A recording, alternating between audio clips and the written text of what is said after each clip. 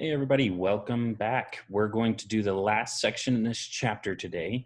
So that means the test is coming up soon. Make sure you're taking notes and doing the homework for this section for sure. All right, so we're going to talk about the South now. In 1800, the South was basically just the Virginia, the Carolinas, Georgia, and Tennessee. That more would be added later, things like Alabama and things like that, but that's further west. So that, like I said, in 1850, we started adding some of that stuff. So some consider Texas the South. Early on, especially, we did consider it the South. Later on, it would become the Southwest. But Mississippi, Alabama, Florida, Arkansas, and Louisiana get added to our original South in 1850-ish. This is what that looks like. You see the light blue colors up there. Eventually, those will become the United States of America after the split. The South will be the southern part that's gray there. That will be our Confederate States of America. Spoiler alert. Anyway, so in 1800, there were about 2 million whites and 1 million black people in the South. So sometimes, again, we think of the South in this time period and we think of slaves everywhere and they outnumbered white people. And in some places that was true. But white people did outnumber black people in the South. So it wasn't as prevalent as we think, not to downplay how horrible it was or anything like that, but this will become important later as we talk about the Civil War. By about 1850, there were 7.5 million whites and 1.5 million blacks. So the number of white people grew dramatically and the number of black people just grew a little bit. This increase was mostly from births. That's something that later in 9th grade we'll talk about a lot. It's called the natural increase rate.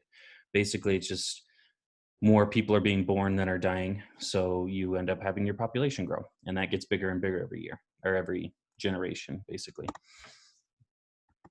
Most laborers in the South were either farmers that were white or slaves.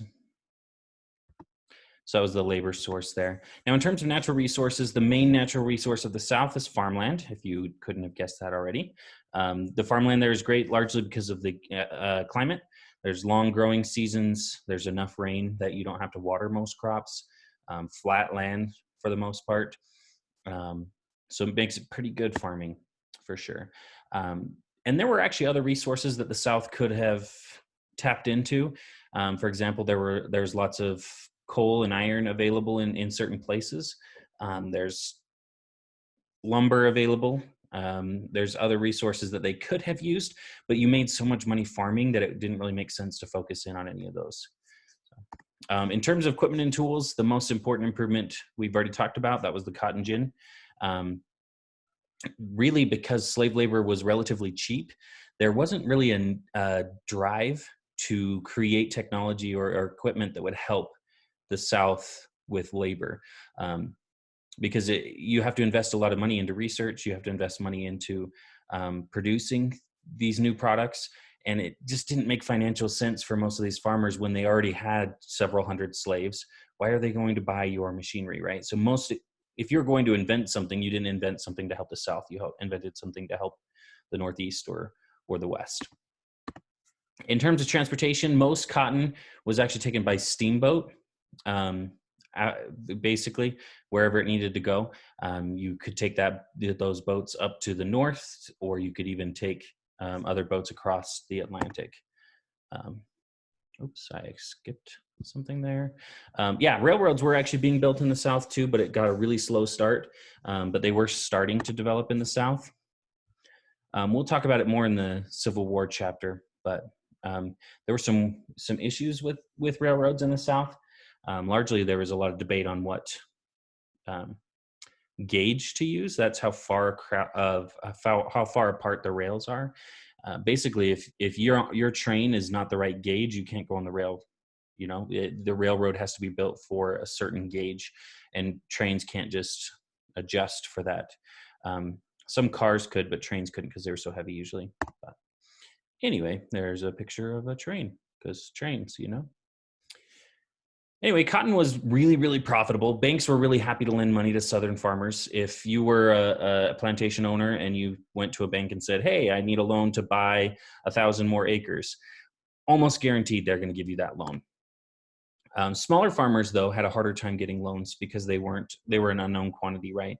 Nobody knew if they were going to be successful. How many slaves do you have? 0. Oh, I don't want to lend you any money, right? That's how banks would look at it oftentimes. And if you didn't grow cotton, if you grew something else, it was really hard for you to get a loan as well. So Southern cotton was hugely in demand. There was some demand for other things like tobacco and rice, but not nearly as much as cotton. There's actually a phrase, cotton is king, that was used in the South. Cotton is the most important thing to the South for sure. Basically, the Southerners didn't really produce any of their own stuff, because why would you invest money in building a factory and take up some of your land with a factory when you could just use that money to buy more farmland and make more money that way? So very little manufacturing actually happened in the South. Most of what they needed, they just bought from elsewhere. They traded cotton for it, basically. Big plantations were super, super profitable, especially those that used slave labor. They were able to cut the costs quite a bit and make more and more profit off of that.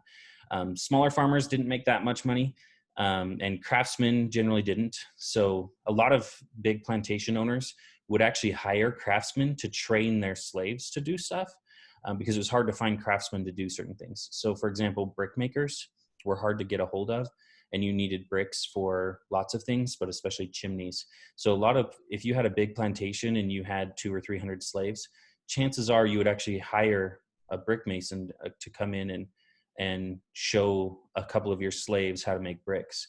And then you'd have those slaves train others later, right? And then you might even hire out those slaves to your neighbors who need bricks as well. Or you just make your own bricks and then sell them to your neighbors.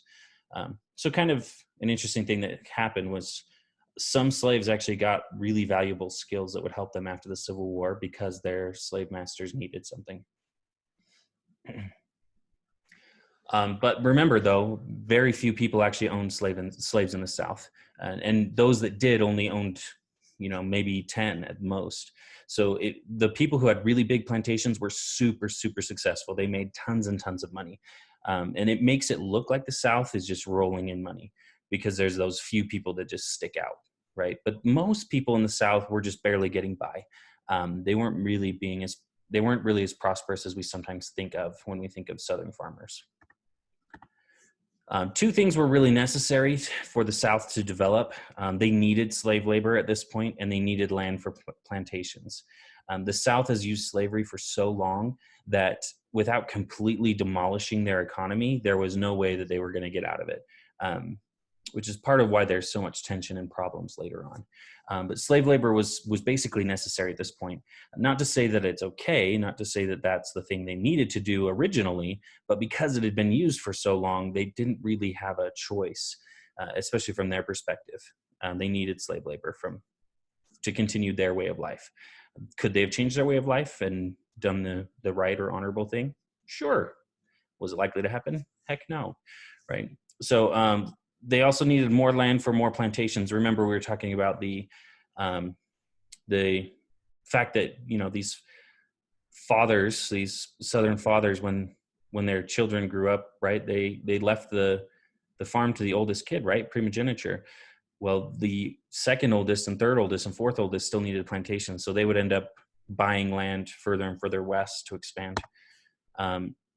So as I mentioned, a change of culture could have made it possible to do without slave labor, but the South wasn't willing to do that. They weren't willing to make those changes.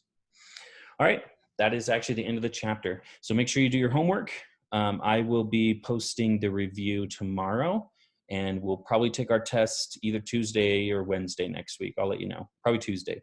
Plan on Tuesday. All righty, have a great rest of your day. We'll talk to you later, guys. Adios.